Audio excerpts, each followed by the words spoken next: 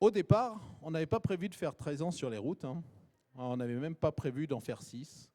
Et on était parti, comme beaucoup font maintenant, faire un petit break d'1 an. Alors moi, je quittais l'armée, j'ai enseigné à la fac.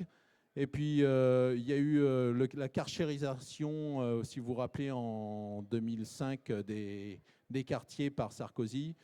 Ça brûlait partout. On était à Lyon, on s'est dit non, c'est pas possible, hein. Moi, je ne peux pas garder mes enfants comme ça, avec la gendarmerie et tout. Je dis non, c'est bon, on s'en va. 6 mois, jour pour jour, pratiquement, on partait en Australie. Alors à l'époque, pour remettre dans le contexte, il n'y avait pas Internet comme aujourd'hui, il n'y avait pas les réseaux sociaux, on ne trouvait pas trop d'informations et on avait trouvé qu'on pouvait avoir un visa d'1 an pour l'Australie. On s'est dit c'est cool, ça coûte 100 balles, on met 100 balles par personne. Mais l'Australie nous ont dit, il faut nous prouver que vous n'allez pas travailler là-bas. Ah, ma merde, comment on prouve ça? Alors, mon épouse, elle a cherché sur Internet, qui existait quand même, hein, avec très peu d'informations, et elle a fait un petit roadbook avec ce qu'on voulait faire là-bas. Et on s'inquiétait, on avait pris nos billets d'avion, on a fait notre demande de visa 1 mois avant, au cas où. 3 jours après, on avait la réponse positive. Bon, c'était nickel, il ne restait plus qu'à vendre les meubles. On s'était dit, on part en Australie, puis on va essayer de s'installer par là-bas. Voilà, c'est ça. Donc on est arrivé là-bas, on a acheté un véhicule et on a commencé notre tour. Ah ben là, c'est parti, hein. Vous allez voir un petit peu toute l'Australie, là. Ouais, c'est ça. Et donc on est parti pour notre tour. On l'aménage. On achète un Nissan Patrol qui a été modifié là-bas, qui a été rallongé. En fait, c'était un wagon, comme ils disent là, normal. Ils avaient coupé à l'arrière, ils avaient mis une benne comme un pick-up avec des rallonges, etc. Ça donnait un petit porte-à-faux. Ils avaient mis des airbags à l'arrière pour suspendre. Et nous, en plus, parce que quand on débarque, hein, on n'arrivait pas pour l'aventure, on allait pour les vacances, quoi, hein. Et on a acheté une remorque tente. Ici, ça n'existait pas encore à l'époque. Ça commence à se développer, ce qu'on appelle là-bas le camper trailer. Et en fait, vous allez la voir sur certaines photos. Ah, il y a un problème, ça ne part pas dans le bon sens. Parce que là, on est déjà dans le sud. Voilà. Donc, le temps de régler ça. Hop.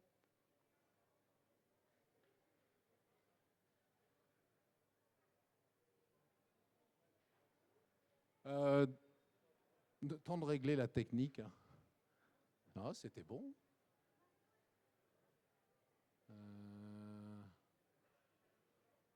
Oui, c'est ça.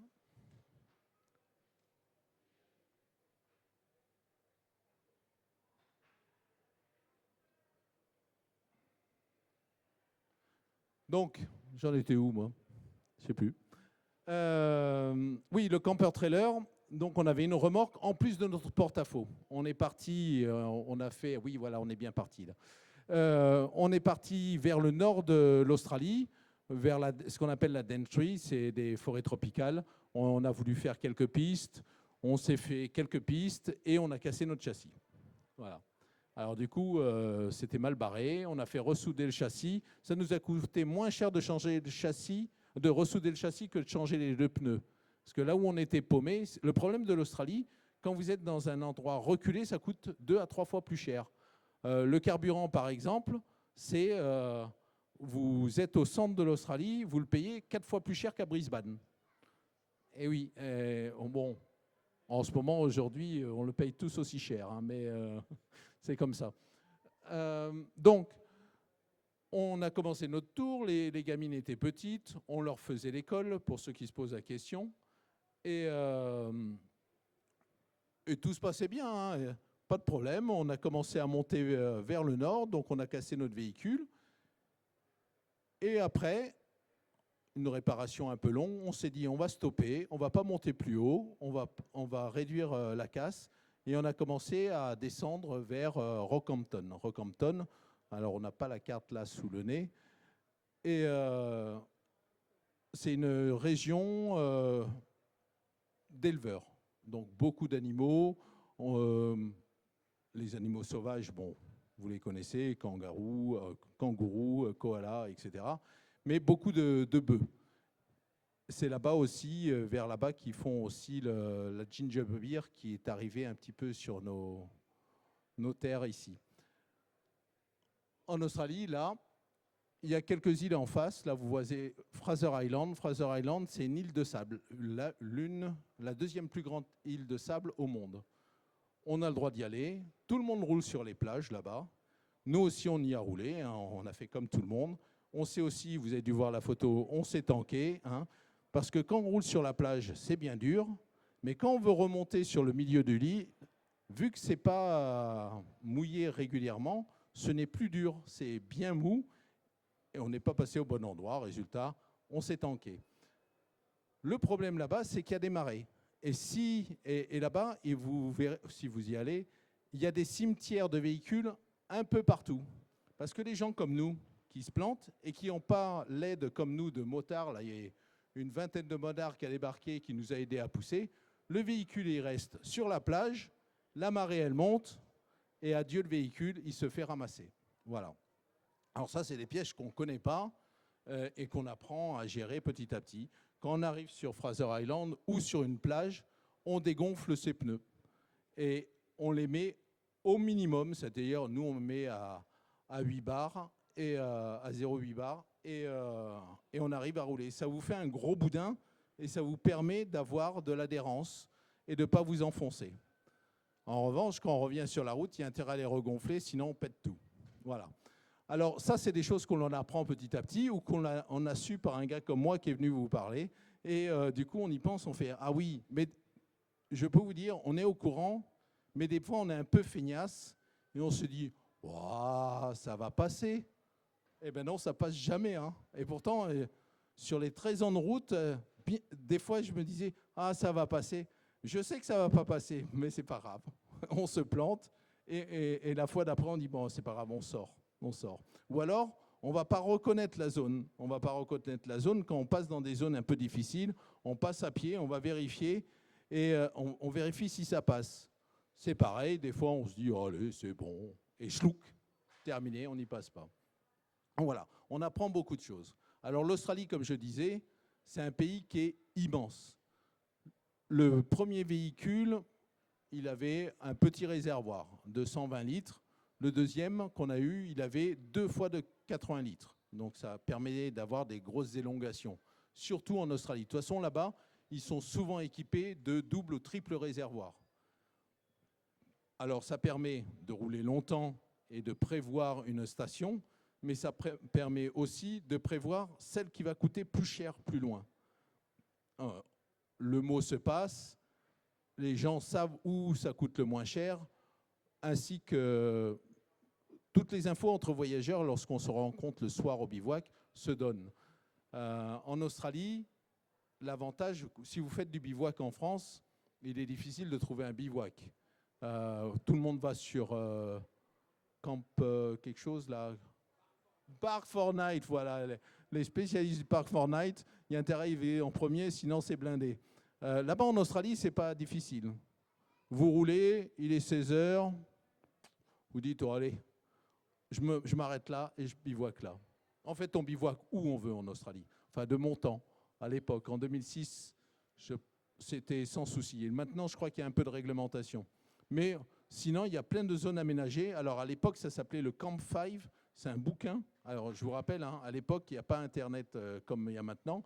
Il n'y a pas de mobile en 2006. Hein.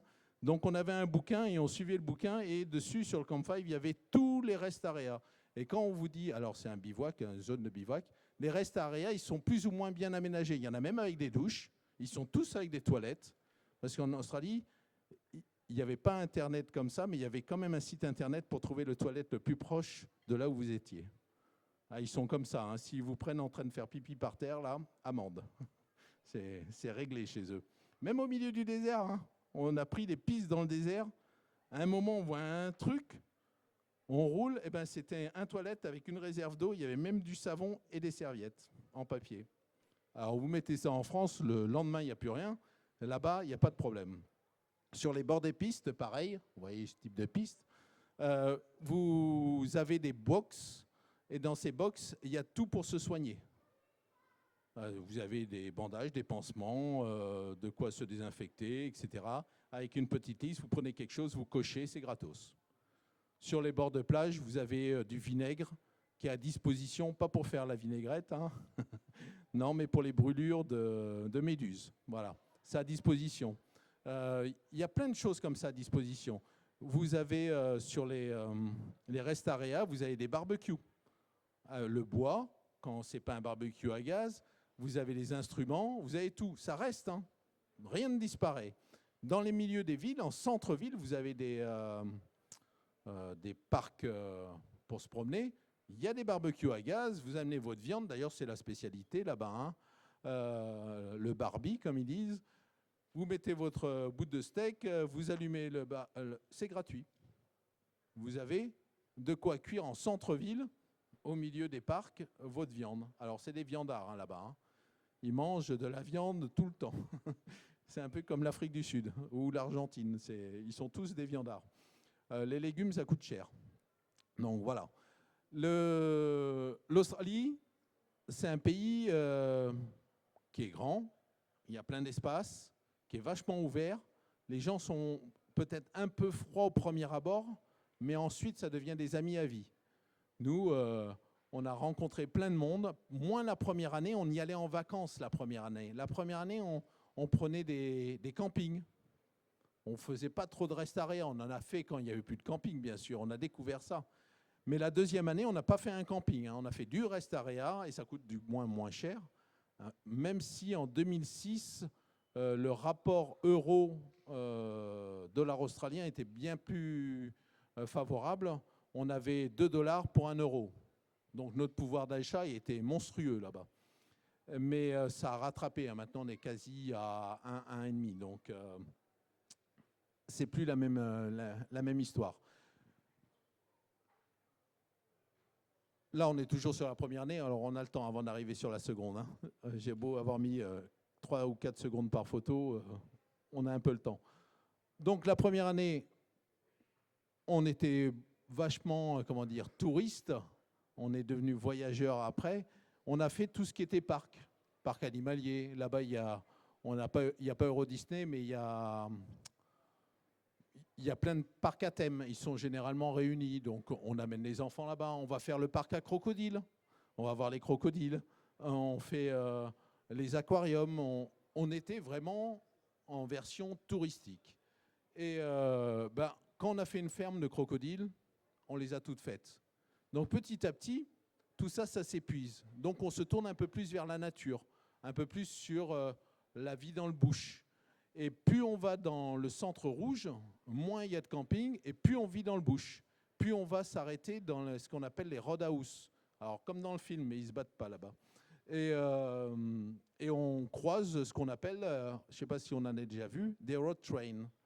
Les road trains, c'est des camions avec 3, 4 remorques max, mais c'est des camions qui, c'est hyper long. On se dit, waouh, alors quand on a une route où il y a lui seulement ou nous seulement qui passons, si on le voit arriver en face, on le voit arriver de loin parce que c'est plat, c'est long, c'est droit, et on le voit arriver, on se dit ouais, il est gros, il va dans le bas-côté. Mais en fait, on ne réfléchit plus pas trop. S'il commence à aller au bas-côté avec un camion et toutes ses remorques, il se met en travers et c'est bon, il est mort. Donc c'est à nous de nous jeter dans le bas-côté. Mais ça, on ne le sait pas du premier coup.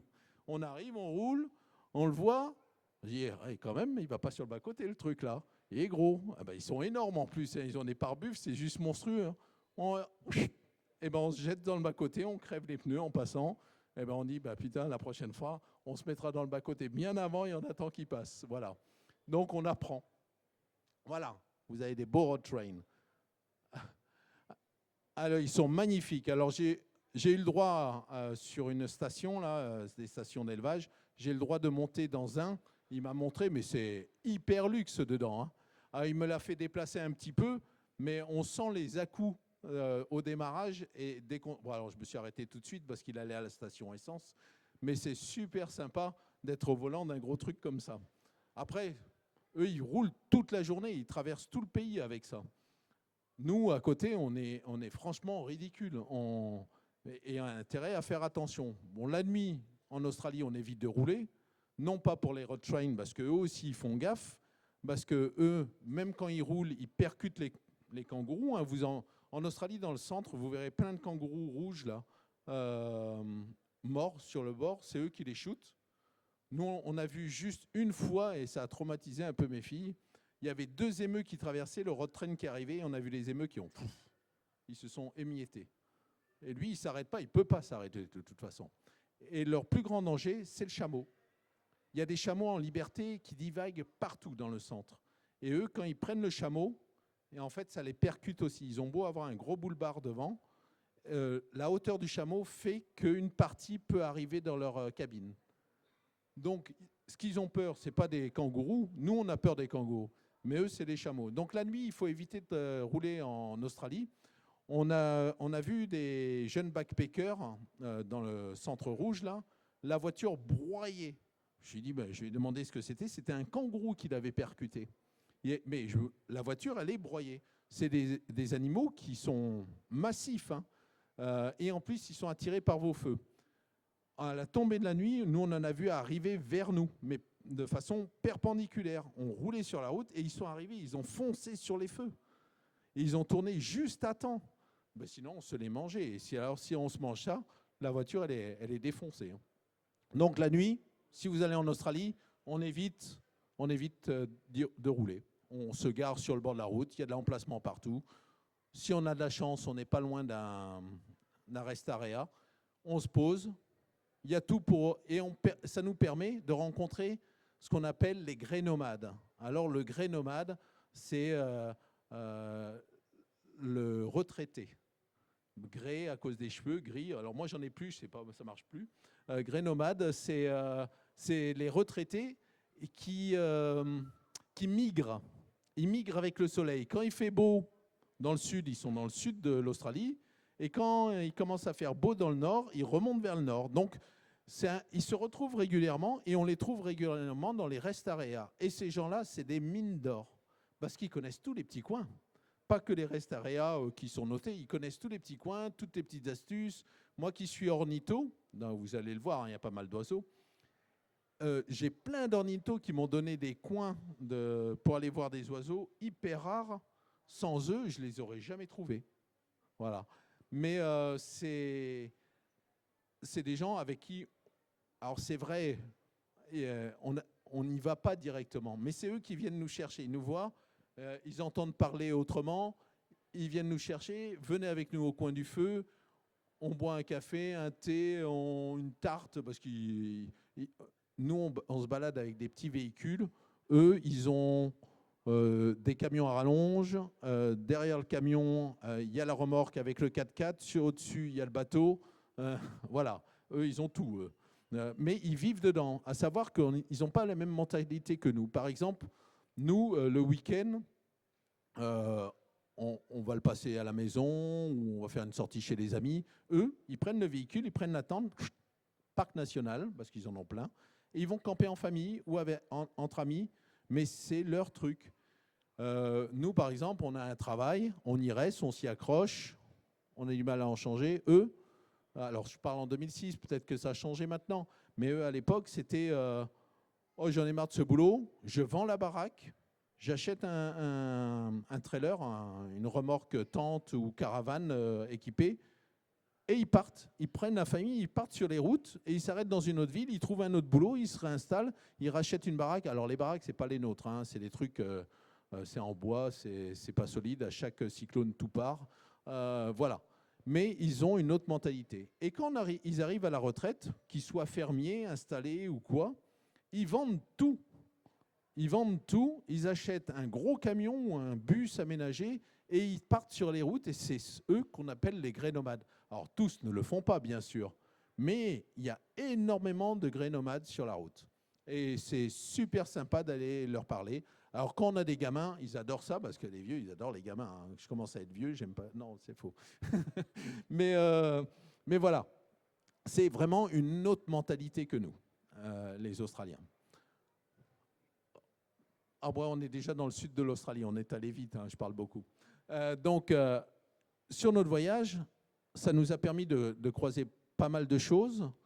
Là, la première année, comme je vous ai dit, on n'a pas fait le tour complet de l'Australie, mais on a coupé par le milieu et on est allé voir Uluru. Vous avez dû déjà voir. C'est quelque chose à voir, évidemment. Nous, les gamines, elles étaient petites, 6-8 ans, mais j'ai quand même réussi à leur faire les 12 bornes autour. Hein. On marchait tous les jours avec elles. Et plus elles ont grandi, et moins elles ont voulu marcher. C'est quand même bizarre comme truc.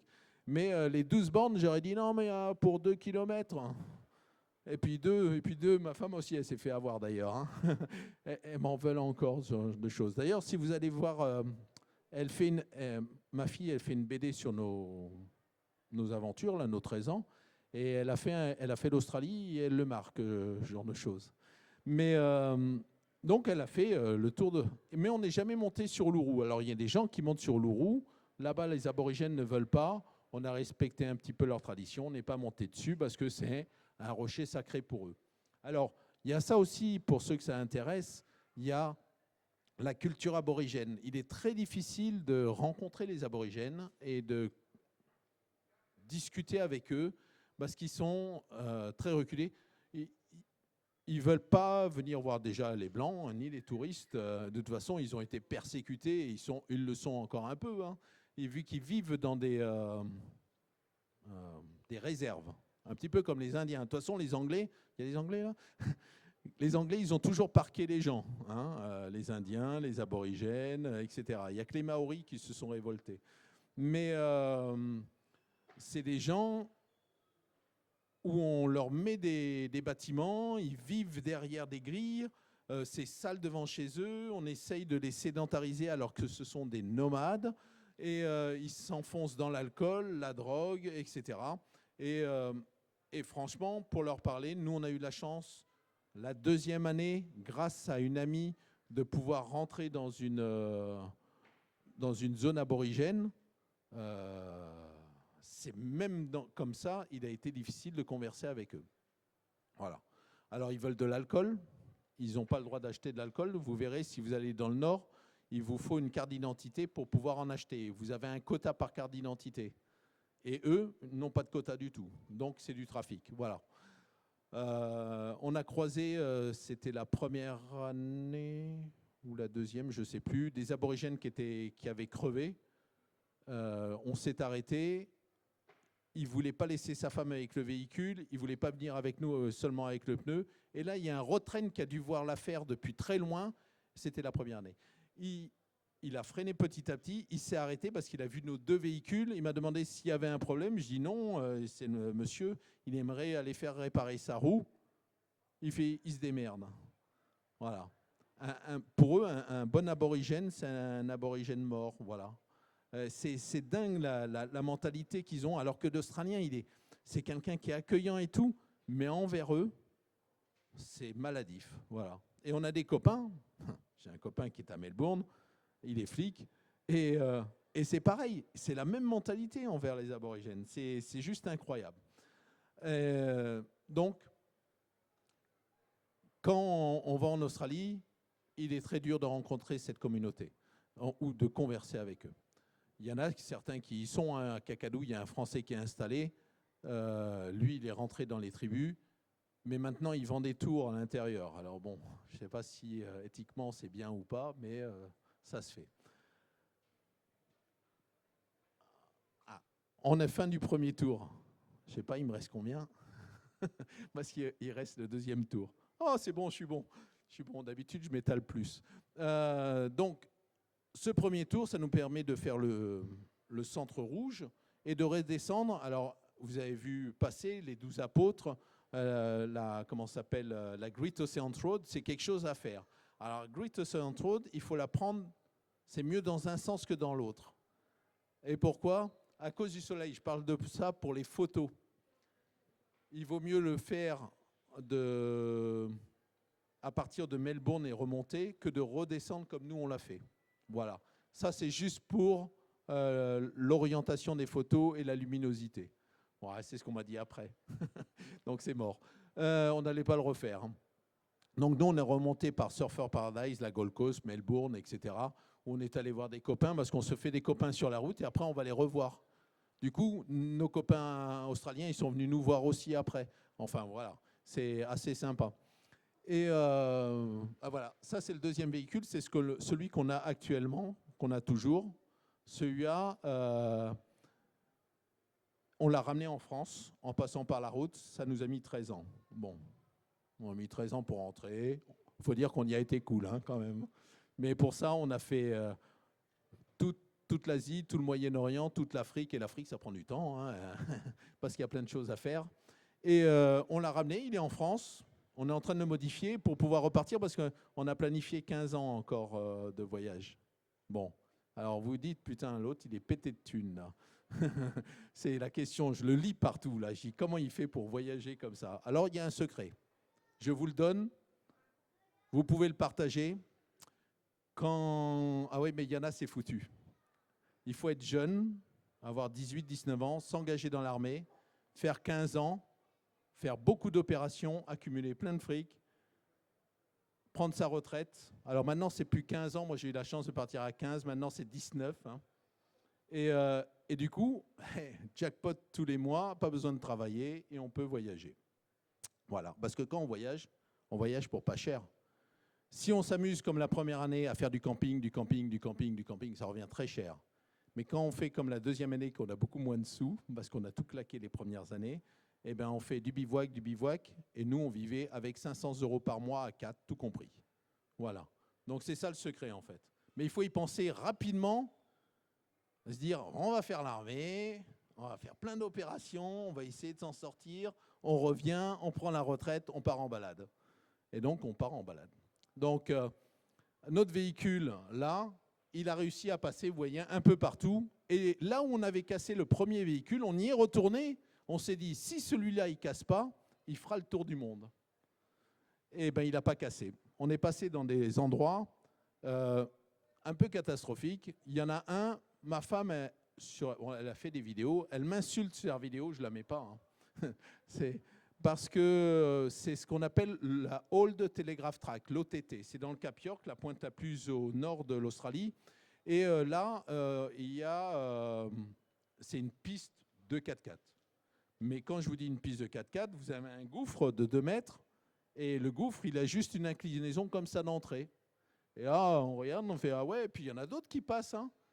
Et puis il y a un Australien qui est là, ma femme, elle filme l'autre côté. Et l'Australien, j'ai dit « Si je me plante, tu me sors ?» On fait « Ouais, vas-y. Ouais. » Oh, ben j'ai pas de problème. J'ai passé la première, zoom, poum, dedans. J'ai pété les deux côtés. Je suis ressorti avec difficulté. J'ai une vidéo, c'est juste terrible. Et là, ma femme, elle m'a insulté tout le long. Alors, elle a bien filmé tout le monde, sauf moi. Alors, on n'y passe pas 2 fois, hein, parce qu'il y a 13 passages comme ça tout le long. On en a vu quelques-uns. Et tout ça, c'est pourquoi? Pour lui. C'est juste pour lui que j'ai fait tout ça. Le joli Kokaktou. Parce qu'il ne vit que là-bas. Et vu que je suis ornitho, eh ben, je cherche des oiseaux et j'essaye d'avoir un maximum d'oiseaux. Et les plus rares sont les mieux. Eh ben, il était beau, hein, ben voilà. Un Pamkoukaktou. Si vous voulez le voir, alors maintenant ils sont sympas, ils ont bitumé la route. Il y a toujours celle par laquelle on passe. Nous, on est redescendu par la route qui est maintenant bitumée. C'était une route, ils disent corrugated. C'est une tôle ondulée. Et c'est de la tôle ondulée tout le long pour descendre, tout la Developmental Road. Donc après ça, on est redescendu sur Mareba qu'on avait déjà fait la première année et on est allé voir du rodéo. Alors c'est magnifique, hein, quand on ne connaît pas, c'est absolument fantastique. Alors les filles, bien sûr, elles ont joué avec les serpents et avec tout ce qui traînait. De toute façon, elles se sont habituées. Hein. Nos filles, tout ce qui traîne par terre, ça ne dérange pas. C'est rampant ou pas, on s'en fout. Et elles mangent de tout. Il faut voir tout ce qu'elles ont mangé. Hein. Tout ce qui est vivant, elles mangent. Bon, on n'est pas vegan, non, ça on peut le dire. Ah oui, il y a des beaux oiseaux, hein, on en voit. Alors, pour devenir ornitho, il n'y a pas mieux que l'Australie. Nous, on adore ça. Enfin, moi, j'adore ça. Mes filles, elles me portent le trépied, elles me portent le sac à dos, et moi, j'ai l'appareil. Bon, c'est sympa, hein, c'est partagé comme boulot, hein, quand même. Hein. Et après, on a des belles images, voilà. Et donc, on est redescendu de ce Cap York. Et après, on a fait la Carpentaria Way. Ça, c'est une zone qu'on ne fait pas généralement parce que c'est une zone hyper reculée où il n'y a que de la piste. Et de la piste dure. Mais vu qu'on avait ça, on s'est dit pas de problème, on va le faire. Mais on l'a fait. Bon, on a pété plein de trucs. Hein. Mais c'est de la tôle ondulée sur 5000 km de tôle ondulée. Vous faites donc 2 allers-retours et demi, Bretagne-Nice, en tôle ondulée. Et la tôle ondulée, il faut savoir rouler dessus. Il faut avoir la bonne vitesse pour flotter au-dessus de la vague, en fait. Donc, à partir d'un moment, à une certaine vitesse, ça dépend de l'ondulation qu'il y a, mais vous êtes au-dessus de la crête de l'ondulation et vous avez beaucoup moins de choc. Par contre, vous n'avez plus d'adhérence pour freiner. Eh bien oui, vu qu'on est au-dessus et qu'on touche en fait que cette partie-là, vous pouvez freiner, vous partez dans le décor. Donc c'est au choix. Soit vous roulez doucement et ça vous tue tout. Savoir que toutes les semaines avec les filles, on reboulonnait tout. On repassait les boulons et on cliquait tout. Même dans le moteur, même avec le bleu là qui mettent là pour pas que ça part, ça fout le camp, tout se déboulonne. Hein. C'est un coup à tout retrouver partout. Hein. Et nous on a perdu des roues. Hein. Donc il faut vraiment tout reboulonner régulièrement et c'est brrr. Donc quand on passe vraiment dessus, il y a beaucoup moins de soucis. Ensuite, après cette Carpentaria Way, on trouve de gens de piscines naturelles chaudes. Alors il fait chaud et c'est chaud. Bon, c'est emmerdant quand même. Ça aurait été froid et il fait chaud et des eaux chaudes, ça aurait été plus sympa. En Nouvelle-Zélande, c'était ça. C'était de l'eau chaude avec du froid autour, ça le fait. Là, c'est chaud avec chaud. Mais bon, c'est tellement beau qu'on fait des tours dans Bitter Spring constamment. Et on a découvert toute une zone un petit peu aride, mais avec des points d'eau absolument magnifiques. Quand on a fini ça, on s'est dit, bon, on a bien morflé, on va continuer, parce qu'après, il y a ce qu'on appelle la Gibbs River Road. Alors, ma fille l'a bien détaillé dans sa bande dessinée, tout ça, vous en verrez des petits passages, mais c'est plein de gouffres et de canyons avec des points d'eau tout en dessous, tout en bas. Alors, on était peut-être un peu inconscient parce qu'on a escaladé tous ces gouffres, mais à l'envers, on est descendu. Vous en verrez quelques-uns. Et on descend, et on a une zone d'eau que pour nous, avec quelques goannas et quelques reptiles et quelques serpents. Mais le reste, c'est à nous. Voilà. Et on a passé un temps immense dans cette période-là, dans cette zone-là, parce qu'il y a une fenêtre. Pour le nord de l'Australie, vous n'avez qu'une fenêtre, c'est notre été à nous. C'est ça, hein? Oh, je ne me rappelle plus. C'est l'hiver là-bas. C'est en hiver qu'on peut y aller. Mais vous avez juillet, août, septembre seulement. Parce qu'après, juillet, août, septembre, vous avez de la flotte de partout. Et c'est infranchissable, vous ne pouvez plus y aller. Et le problème avec toute cette flotte partout, il y a tous les crocodiles qui migrent. C'est-à-dire vous avez des crocodiles partout. Vous avez vu là où on est passé dans les rivières, dans le Cap York. J'ai envoyé ma femme pour sonder, voir, parce qu'il y a des potholes comme ça. Ce qu'on appelle le pothole, c'est des trous où on met la roue, on ne sort plus. Donc elle allait sonder, mais il y a les crocodiles aussi. Alors c'est pour ça que j'ai envoyé ma femme quand même. Je n'allais pas y aller. Hein. C'est moi qui conduis. Elle a toujours dit, c'est moi qui conduis. Elle s'occupe des gamins. Pas de problème. Là, il faut aller vérifier. Donc il y a des crocodiles partout là-haut. Et les touristes, ils se font souvent bouffer par les crocodiles. Pourquoi? Parce qu'ils ne respectent pas les panneaux. Et chaque année, il y en a qui se font bouffer. Parce qu'il va mettre sa tente à côté de la petite rivière. Ah, bah, le touriste, il s'est fait manger. Voilà. Non, mais ça arrive, je ne rigole pas. Hein. Vous pouvez regarder sur Internet, vous en trouverez régulièrement chaque année. Donc nous, on est tout aussi cons que tout le monde. Hein. On est allé se baigner dans un bras de rivière dans le Cap York. Et l'aborigène, il est arrivé. Oh, il nous a fait sortir. Il dit, il y en a un gros là dans le coin. Bon, on est parti. Voilà. Donc, il faut y faire attention. Et on a pris le réflexe qu'on aille sur Kakadu ou dans le nord, etc. On demandait toujours aux aborigènes s'il y avait des crocodiles. Voilà. Le saltwater, c'est le gros. Vous avez vu ma fille en photo dans la gueule d'un. C'est à la reproduction à l'échelle. Hein, d'accord ? C'est le plus gros qu'ils ont chopé. 12 mètres de long. Bon, c'est dans les années 70 qu'ils l'ont tué. Et ils l'ont fait en reproduction. Vous le trouverez à Normanton, cette sculpture. Et donc ça, c'est le saltwater crocodile. C'est celui qui vit aussi bien en mer que dans les estuaires. Et c'est celui qui est dangereux. Après, vous avez les petits, c'est les freshwater, comme ils disent. C'est le petit crocodile à bec long. Eux, vous pouvez vous baigner avec, il n'y a aucun souci. Ils ne vous attaqueront pas. On s'est baigné avec plus d'un. Alors quand ils sont nombreux, on n'y va pas quand même, hein. Mais quand il y en a quelques-uns, on s'en fout. On va se baigner, il n'y a pas de problème. Et c'est connu, hein, tout le monde le fait. Il n'y a pas que nous, hein. On n'est pas fada. On a vu les autres faire, on a fait. Voilà. Ah voilà, c'est ce que je vous dis. Ah non, ça c'était... Ah non, ça c'était... c'est sur la Gibbs River Road là, que je vous parlais. Alors là, il y a un freshwater. Alors ma femme n'a pas voulu y aller parce qu'il y avait un crocodile qui se baignait dans la cave.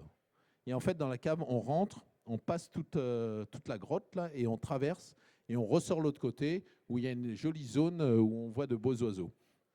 Mais elle n'a pas voulu passer. Avec mes filles, on y a été et puis il fallait bien du monde pour porter le matériel, hein. Donc j'ai pris mes filles et on a traversé. Voilà. Bon, ben, elles étaient contentes, hein. Pas de problème. Donc là, c'est donc la deuxième année. Et la deuxième année, comme vous pouvez voir, ce n'est plus du camping, hein. C'est vraiment du bivouac. On vit sur le terrain. On a nos douches, hein, solaires. On n'est pas crâne, hein, on se lave. On a nos douches solaires. On récupère aussi la flotte dans tout ce qui est cascade, etc. Alors, on ne vous le cache pas, on se baigne et on se lave dans les cascades aussi, hein, comme beaucoup. Et quand on a quitté cette zone, on est atterri sur la région de Broome. S'il y en a qui connaissent, c'est dans le nord, mais dans le nord-ouest de l'Australie. Et après, en haut de Broome, il y a ce qu'on appelle Cap l'Évêque. Et Cap l'Évêque, pour nous, c'est le plus beau coin de l'Australie. C'est un gars du Cap York, la pointe de l'ouest, qui nous a dit « il faut aller là ». On a dit bah, bon, on a été là. Et on a été, et là, franchement, la zone qu'il nous a donnée, c'était fantastique. On est monté jusque tout à haut. Et si vous vous baladez sur l'ouest de l'Australie, vous verrez que la plupart des noms sont français. Parce que c'est des navigateurs français, Baudin, Perron, etc., qui ont navigué et qui ont nommé et qui ont cartographié cette zone. L'ouest de l'Australie était même française. D'accord ? Et il se dit que le premier, ça a été un Français qui a posé pied, il a mis une bouteille, il a enterré les documents, on ne les a jamais trouvés. Vrai, pas vrai, les historiens disent que c'est vrai. Mais on a, en fait, c'est beaucoup de pêcheurs à la baleine qui allaient là-bas, et ils se sont installés, il y avait des comptoirs français. Donc tout le long de l'ouest australien, d'ailleurs c'est Perron ou Baudin qui disait dans son livre que c'était inhospitalier. Et c'est vrai, hein, c'est inhospitalier. Autant dans tout le reste de l'Australie, on a eu de l'eau facilement à boire, autant sur l'ouest, il est très difficile et ils font payer la flotte. C'est une ressource qui manque énormément. Il n'y a pas grand-chose qui pousse. Par contre, ce que n'avait pas vu Baudin à l'époque, c'est le minerai qu'il y a. Là, il y a des minerais, il y a des mines de partout. Et c'est ce qui fait la richesse de l'Australie. Voilà. Charbon, fer, manganèse, etc. Ils ont une richesse monumentale vers ce qu'ils appellent Tom Price. Ah, ça, c'est Cap l'Évêque, là où on a trouvé la zone géniale. Et ils ont énormément de ressources dans ce coin-là. Par contre, il faut vraiment prévoir la flotte. Pour avoir de la flotte quand on est touriste, le mieux, c'est le centre touristique. Ils ont des centres touristiques partout. Alors nous, on a beaucoup de monuments, eux, ils n'ont pas grand-chose là-bas. Et ils font d'un point un rocher et ils vous en font une merveille. Et du coup, vous faites 500 bornes et vous arrivez devant le rocher, vous faites « Ah ouais, quand même, hein, 500 bornes pour ça, on aurait pu éviter. » Voilà.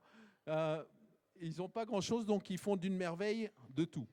Voilà. Vous en verrez, ils vous font des monuments immenses avec une grosse botte, une grosse mangue, un gros cassoari. Cassoari, c'est un genre d'émeu, mais avec un casque et qui vous fonce dessus. Vaut mieux pas rester devant. Il vous éventre le machin. C'est un oiseau dangereux. Et donc, toute cette partie ouest, elle est vierge de monde, on va dire. Tout le monde en Australie est calé sur la côte est. Là, c'est blindé de monde. sauf un peu moins vers le nord. Et la côte ouest, à part Perth en bas, Broome, c'est vraiment qu'une petite ville. Après, vous n'avez que des petites villes, mais vous avez des merveilles sur la côte. C'est absolument magnifique. C'est une côte où vous avez des plages, mais vous avez peut-être 100 bornes de plage. Rien que pour vous, il n'y a personne. Vous vous arrêtez. Alors, il ne faut pas tomber malade, il ne faut pas crever. Enfin, vous crevez, vous changez votre pneu.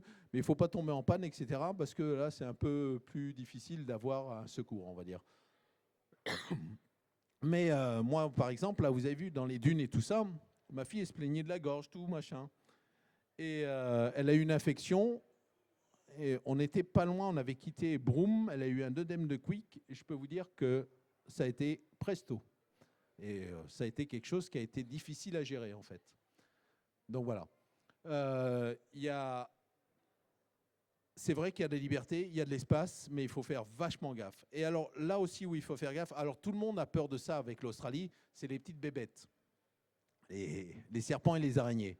Je crois qu'ils ont les 6 ou 8 plus dangereux serpents au monde. Ils ont les araignées qui vous tuent en quelque temps. Ils ont même dans la mer, ils ont les saltwater crocodiles qui sont là et vous les voyez. Hein, ils sont là, ils attendent que le poisson il arrive, ils se bougent pas, ils sont assez feignasses, ils s'ouvrent la gueule, ils bouffent.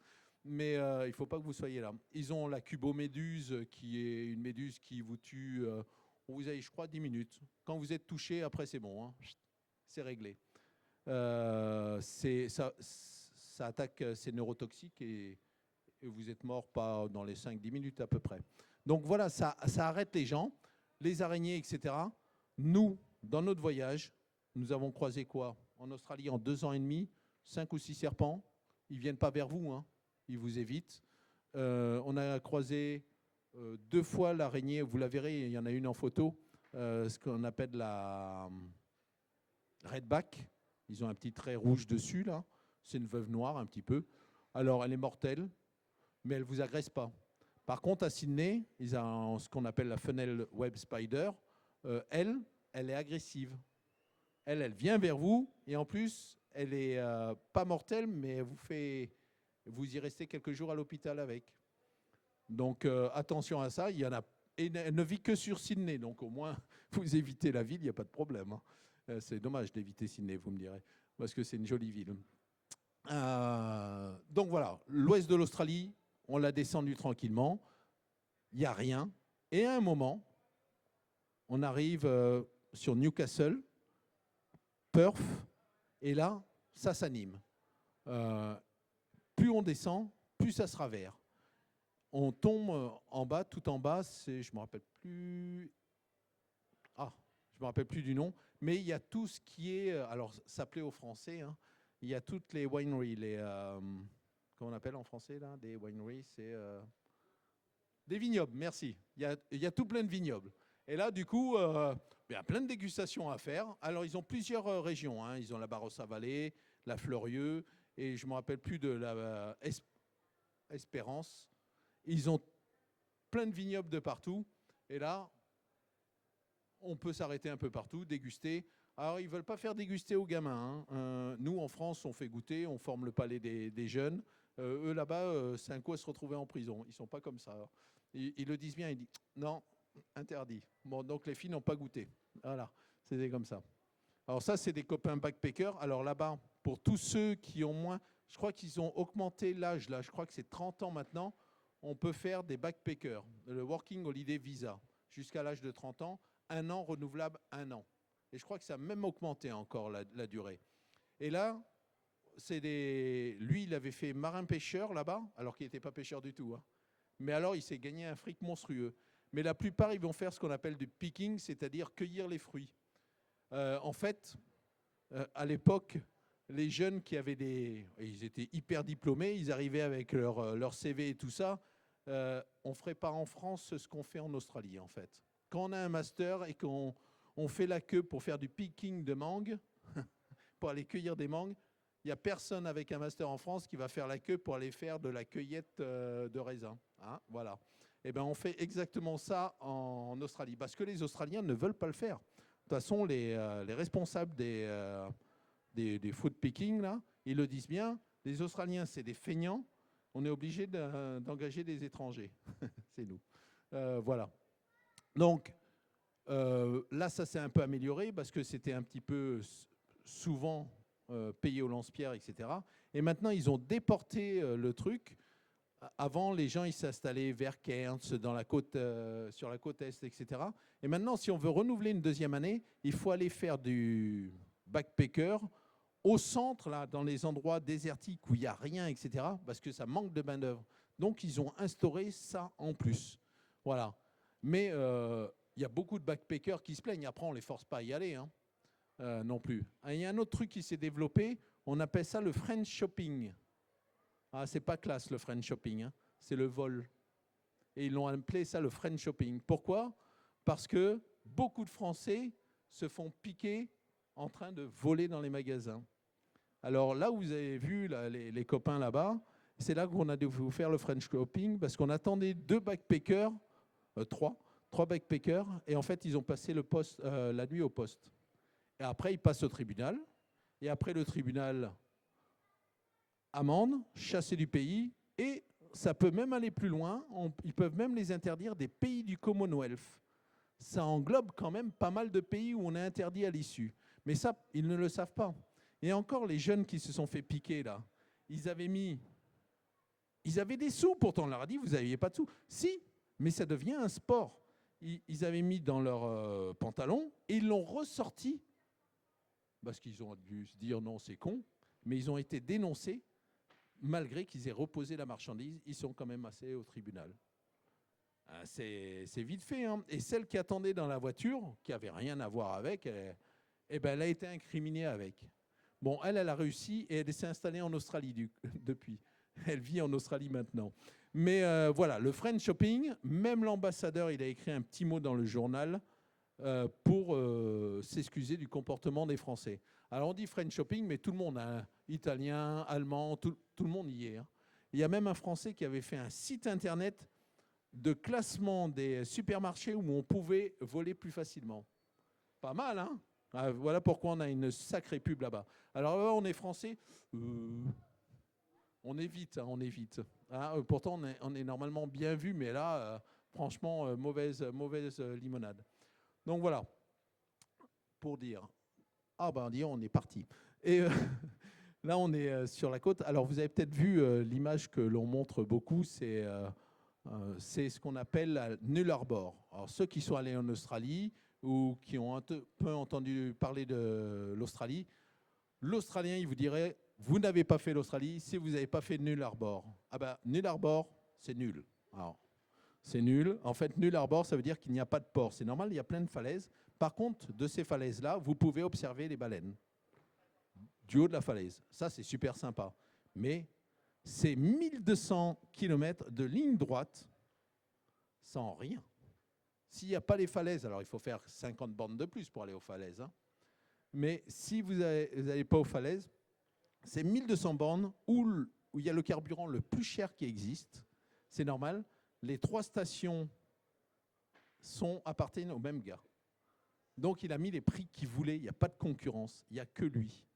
Et alors, quand on a des gros réservoirs, on fait avant de rentrer sur Null Arbor et on prie pour arriver après Null Arbor à Ceduna, où il y a des baleines aussi, pour pouvoir faire le plein. Nous, on a réussi. Là-bas, les stations, les road trains, bah, eux, ils passent d'un coup, hein, et ils remplissent à la dernière. Mais sinon, Null Arbor, on reçoit, même quand on sort de Null Arbor, on reçoit un diplôme et on nous le signe. C'est sympa, on l'a gardé, hein. Ça ne se perd pas, un truc comme ça.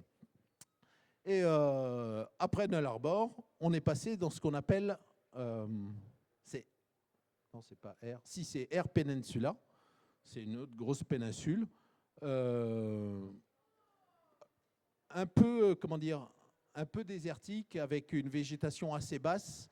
Et l'avantage là, c'est qu'il y a des perroquets, perruches, etc., qui n'existent que là. Ça, c'était mon intérêt. Et avec les filles, on a appris la pêche. On a croisé des gens qui nous ont filé un fil de pêche, etc. Et on est allé pêcher le poulpe. Voilà. Bon, on n'en a pas pêché, nous. Hein. Eux, ils en ont pêché, nous, non. Et on a découvert ce qu'on appelle le razorfish. Vous connaissez l'huître en France, elle est comme ça, hein, la grosse, le razorfish. C'est genre une raquette qui tient comme ça dans l'eau, là, en suspension. Et le jeune, il nous a ramené ça. Alors, les filles, elles n'en ont pas mangé, hein, parce que l'huître, c'est petit comme ça, là, c'est gros comme ça. Hein. Alors, pour faire passer ça d'un coup, c'est pas possible. Mais voilà, on a découvert quelques petits trucs culinaires bien de chez eux. Pareil, chez eux, les huîtres, nous, on les achète en bourriche. Ben, eux, au supermarché, ils les vendent ouvertes. Ah, ça paraît bizarre, hein, sous plastique, là, et vous avez votre douzaine ouverte. Bon, moi, perso, j'ai pas confiance. Alors, bon, j'évite, je préfère aller me les chercher moi-même. Après tout ça, on a continué Air Peninsula. On n'a pas refait ce qu'on appelle la Fleurieux parce qu'on l'avait déjà fait l'année d'avant, la première année en Australie. Mais sur la route, on a connu des Australiens, des voyageurs, dont une qui se baladait, elle est mère célibataire avec 5 enfants, dont un en bas âge, avec une énorme caravane, peut-être que vous l'avez vue au milieu des photos, là. Et elle nous a invités, elle avait un terrain sur Kangaroo Island, c'est l'île des kangourous. Et cette île, elle est immense hein, comme île. Et il y a quelques, comment dire, spécialités enfin, à voir là-bas. Il y a des parcs nationaux particuliers, avec des rochers particuliers, vous les verrez en photo. On est allé chez elle, elle nous avait dit, on a un terrain. Ah bah oui, elle avait un terrain. Bah, il y avait juste le terrain, il n'y avait rien. Donc on a planté, eux ils avaient la caravane plantée là, on a planté notre tente. Et c'est cette personne-là, au bout de la deuxième année, alors on n'avait plus trop de sous, parce que ça nous a coûté plus cher, la deuxième année était bien plus chère que la première. On n'avait plus trop de sous, donc on a, comment dire, on a laissé notre véhicule en Australie pour un an, et on est parti en Indonésie, en sac à dos, avec nos tentes, nos sacs de couchage, nos trucs là pour faire le sport, là, les tapis de sport pour matelas, notre réchaud, et on a fait un an à pied en Indonésie. On a fait toute l'Indonésie et Bornéo à pied pendant un an. Les filles, elles ont appris à marcher. J'étais militaire, je leur ai appris comment on faisait, hein, pas de problème. On a commencé par 1 kilomètre et à la fin, elles faisaient 25 km, 30 km jour quand il y avait besoin de se déplacer. Voilà.